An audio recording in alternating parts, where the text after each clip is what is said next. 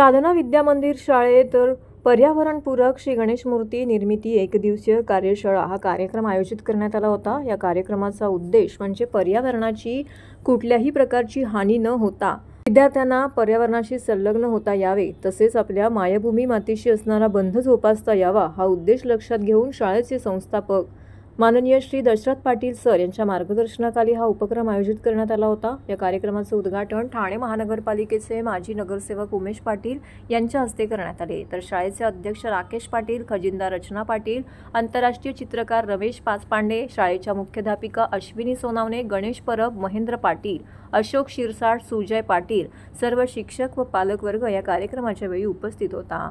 मूर्तिकार जयेश गवारे आणि त्यांचे सहकारी पवन सारस यांनी विद्यार्थ्यांना मूर्ती बनवण्याची कला शिकवली। या कार्यशाळेत 200 ते 250 मुलांनी सहभाग नोंदवला होता। त्यांनी पर्यावरणपूरक अशा शाडू मातीच्या सुंदर श्री गणेशाच्या मूर्ती बनवल्या आहेत। यामध्ये सर्वोत्कृष्ट मूर्ती बनवणाऱ्या विद्यार्थ्यांना पारितोषिकही देण्यात आले। विद्यार्थ्यांचा व पालकांचा उत्स्फूर्त प्रतिसाद या कार्यक्रमाला पाहायला मिळाला। तसेच प्लॅस्टर ऑफ पॅरिसच्या मूर्त्यांमुळे तलाव, नदी, खाडी, नाले यांचे पाणी प्रदूषित होते।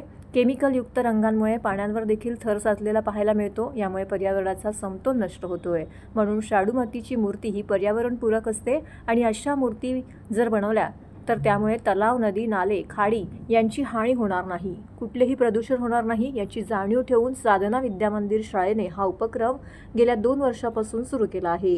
या उपक्रमाला मोठ्या प्रमाणामध्ये मुलांचा उत्स्फूर्त प्रतिसाद मिळाला।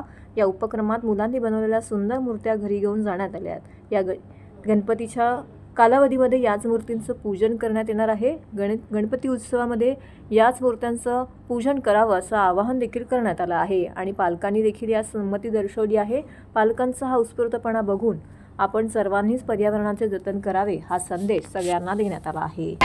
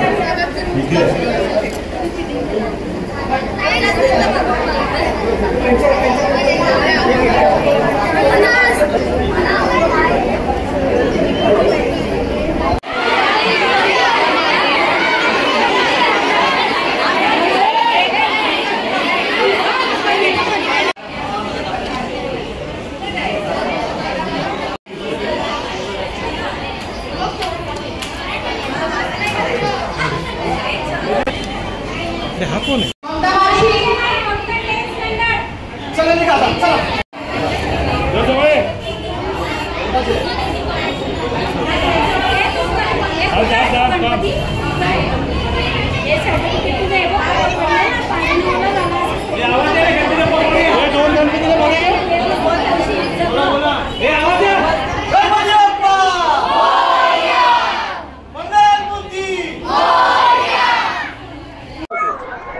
साधना विद्यामंदिर वतीने परवाच्या दृष्टिकोनातून आज शाळेतील विद्यार्थ्यांचा गणपती लहान मुलांचे गणपती आपण गणपती 7 तारखेला आलेले आहेत आणि गणपती उत्सव साजरा करताना शेवटच्या गणपतीचं मातीचे गणपती करण्याकरता एक कार्यक्रम घेतलेला आहे।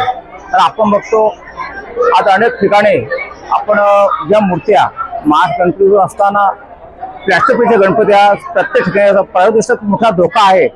शाडूच्या गणपतीचा मूर्तीचा मातीचा फायदा काय होऊ शकतो, कारण काय की शाडूचे गणपती असतात ते संपूर्ण माती उडवली जाते, पण प्लॅस्टिकचे गणपती असतात तर संपूर्ण थर म्हणजे आपण तळामध्ये विसर्जन करतो त्या ठिकाणी त्रास होतो, संपूर्ण थर वरती दृष्टीवातून तळावर पण पर्यावरणाचा धोका निर्माण होतो।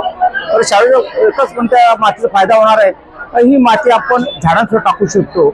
पर्यावरण दृष्टिकोन चांगला उपक्रम साधना उद्यानाचा संस्थान आदरणीय दशरथ पाटील आणि राकेश आणि रचना यांनी चांगला उपक्रम घेतलेला आहे।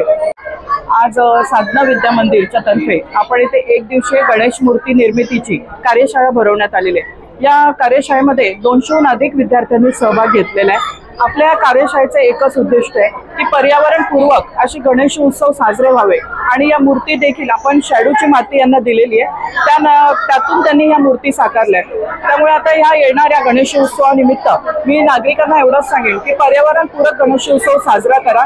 यामध्ये आपल्याला जलप्रदूषण, वायू प्रदूषण होता कामा नये। पर्यावरणाचे संवर्धन करणे ही काळाची गरज आहे। त्यामुळे आता ह्या ज्या मूर्ती आतापर्यंत येतात या प्लास्टर ऑफ पॅरिसच्या असतात, ज्यामध्ये शिसे, पारा यांचा समावेश असतो आणि रासायनिक असे रंग त्यावर चढवलेले असतात, ज्यामुळे विसर्जन करतेवेळी हे विसर्जन होत नाही आणि याचा गाळ पूर्ण नदीपात्रात साठून राहतो। त्यामुळे सर्वत्र ब्लॉकेज होते आणि एक विषारी वायू त्यातून निर्माण होतो। हे जे सर्व चाललेले हे प्रदूषणामुळे होते आणि प्रदूषण झाल्यामुळे आपल्या नागरिकांना आरोग्याची हानी पोहोचते। आपल्या कार्यशाळेचे उद्दिष्ट एवढेच आहे की येणाऱ्या गणेश उत्सवामध्ये सर्व नागरिकांनी पर्यावरणपूरक अशा गणेश मूर्तीच घ्या, आम्ही असं त्यांना निवेदन करतो।